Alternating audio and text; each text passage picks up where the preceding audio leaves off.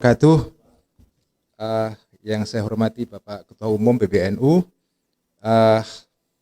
mohon maaf tadi saya datang agak terlambat karena masih menghaluskan ya poin-poin dalam rekomendasi ini.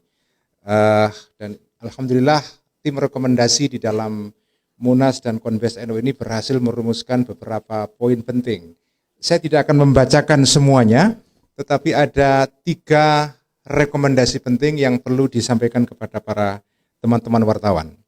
Yang pertama adalah rekomendasi terkait dengan perkembangan atau situasi politik saat ini, terutama situasi yang terkait dengan pemilu presiden dan pemilu legislatif tahun depan.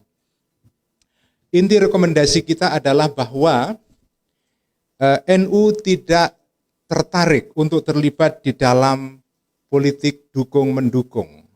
Bukan politik untuk mendukung satu nama atau satu partai.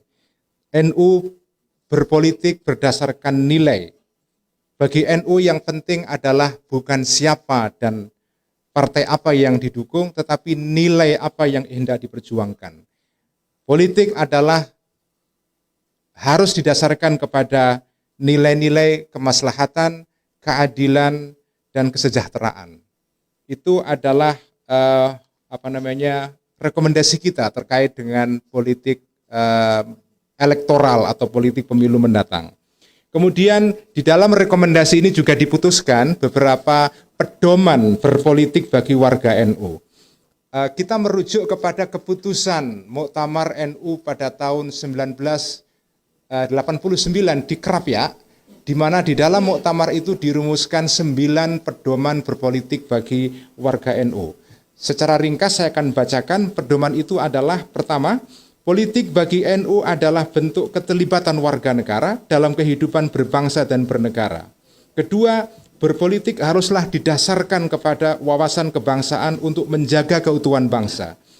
Ketiga, berpolitik adalah wujud dari pengembangan kemerdekaan yang hakiki untuk mendidik kedewasaan warga guna mencapai kemaslahatan bersama. Keempat, berpolitik harus diselenggarakan dengan akhlakul karimah sesuai dengan ajaran Ahlussunnah wal Jamaah. Kelima, berpolitik harus diselenggarakan dengan kejujuran, didasari moralitas agama, konstitusional, adil, sesuai dengan norma-norma dan peraturan yang disepakati. Keenam, berpolitik dilakukan untuk memperkokoh konsensus-konsensus nasional, bukan malah menghancurkannya. Ketujuh, berpolitik dengan alasan apapun tidak boleh dilakukan dengan mengorbankan kepentingan bersama dan memecah belah bangsa. Kedelapan, nah ini yang saya kira penting dan relevan saat ini, perbedaan aspirasi politik di kalangan warga Nahdliyin haruslah tetap berjalan dalam suasana persaudaraan, tawadhu, dan saling menghargai satu sama lain. Terakhir, kesembilan, politik harus mendorong tumbuhnya masyarakat yang mandiri sebagai mitra pemerintah, begitu rupa sehingga penyelenggaraan negara tidak boleh bersifat state heavy, melulu dikuasai pemerintah dengan mengabaikan aspirasi masyarakat, melainkan bersifat dua arah dan timbal balik. Ini adalah rekomendasi terkait dengan situasi politik saat ini, terkait dengan politik pemilu. Rekomendasi kedua terkait dengan masalah-masalah yang berkembang di negeri ini, terutama masalah rempang di Pulau Batam. Kita sudah mengemukakan sikap ini atau pernyataan mengenai isu ini di dalam konferensi pers kita beberapa waktu yang lalu, tapi saya ingin mengulang beberapa poin penting. Pertama, sikap kita adalah dalam situasi atau dalam isu rempang ini adalah: pertama, penggunaan pendekatan keamanan dan kekerasan dalam sengketa tanah rakyat haruslah dihentikan. Kedua, pertumbuhan ekonomi dan peningkatan investasi tidak boleh dicapai, karena kita sebagai negara butuh investasi, tidak boleh dicapai dengan melanggar hak-hak rakyat kecil. Pada akhirnya pembangunan adalah sarana saja, yang menjadi tujuan adalah manusia itu sendiri. Karena itu kemaslahatan manusia haruslah menjadi pertimbangan pokok. Ketiga, mendorong kepada semua pihak untuk cooling down, baik pihak pemerintah maupun masyarakat. Sementara itu pemerintah haruslah mendengar aspirasi rakyat dengan sebaik-baiknya sehingga kepentingan investasi dan pada akhirnya tidak mengorbankan hak rakyat kecil. Terakhir, ini adalah himbauan kita, mengajak rakyat di Rempang untuk bersabar dan terus berdoa kepada Allah Subhanahu wa taala agar bisa dicapai solusi terbaik dan membawa kemaslahatan bagi semua pihak, terutama pihak masyarakat. Kemudian yang berikutnya adalah rekomendasi terkait dengan pengelolaan sumber daya alam di Indonesia. Secara ringkas, rekomendasi kita adalah bahwa ada masalah yang serius di dalam pengelolaan sumber daya alam kita.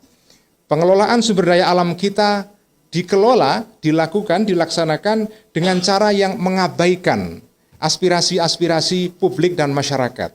Karena itu PBNU mendorong agar pemerintah dan pihak-pihak yang lain berusaha mencapai konsensus nasional di dalam pengelolaan sumber daya alam. Konsensus ini harus melibatkan semua pihak di dalam menentukan arah kebijakan yang adil dan bermaslahat bagi semua pihak. Tidak boleh pengelolaan sumber daya alam hanya didikte oleh satu kelompok saja, terutama kelompok yang menjadi penguasa modal. Terakhir adalah rekomendasi terkait dengan masalah global.